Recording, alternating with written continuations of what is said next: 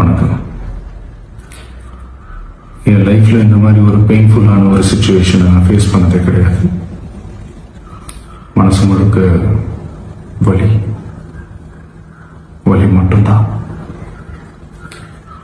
இந்த சுற்றுப்பயணத்தில் என்னென்ன மக்கள் பார்க்க வராங்க, அதுக்கு ஒரே ஒரு காரணம் தான், அவங்க என் மேலே வச்சிருக்கிற அன்பும் பாசம்.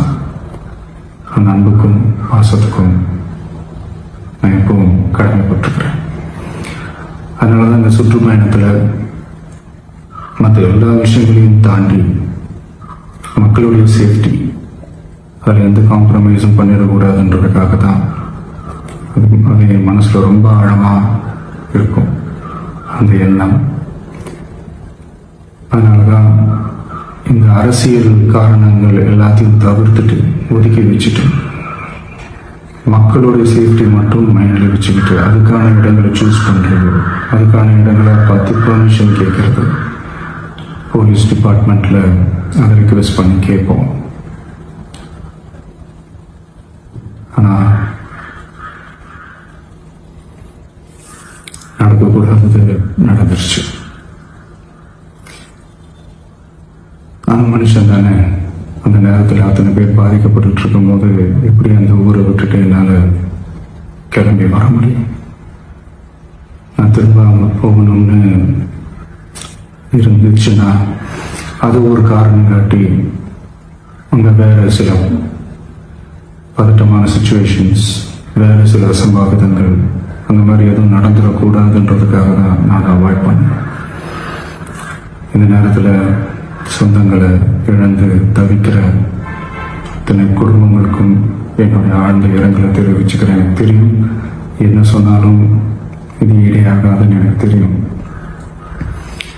ஹாஸ்பிட்டலில் ட்ரீட் பண்ணிட்டு இருக்கிற எல்லாருமே சீக்கிரமாக க்யூர் ஆகி வரணுன்றதை இந்த நேரத்தில் நான் வேண்டிக்கிறேன்.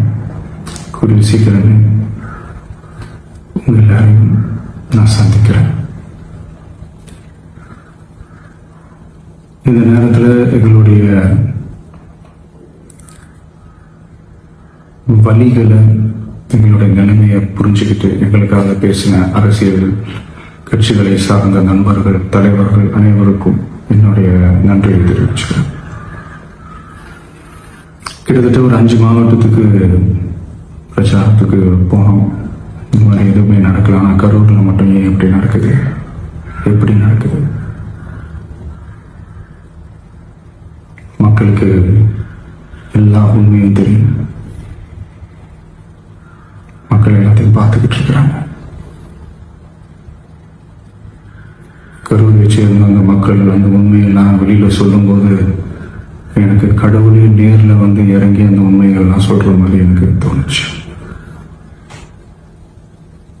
சீக்கிரமே எல்லா உண்மைகளும் வெளியில வரும்.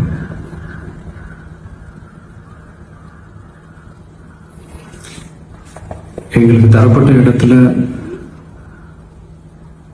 நாங்கள் போய் அந்த ஸ்பாட்ல இருந்து நாங்கள் பேசிட்டோம். அதை தாண்டி எந்த தவறும் எங்கள் சைடில் நாங்கள் எதுவுமே செய்யலை. பட் இருந்தாலும் எங்கள் கட்சியை சேர்ந்த நிர்வாகிகள், தோழர்கள் மேலே எஃப்ஐஆர், அது மட்டும் இல்லை சோஷியல் மீடியாவை சேர்ந்த நண்பர்கள், தோழர்கள் அவங்க மேலே எஃப்ஐஆர்லாம் போட்டு இப்போ பிடிச்சிட்டு இருக்கிறாங்க.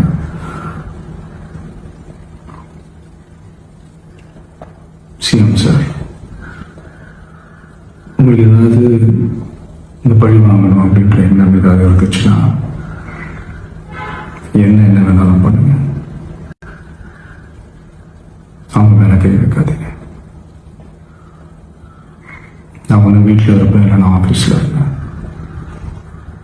என்ன வேணாலும் செய்யுங்க. நண்பர்களே, தோழர்களே,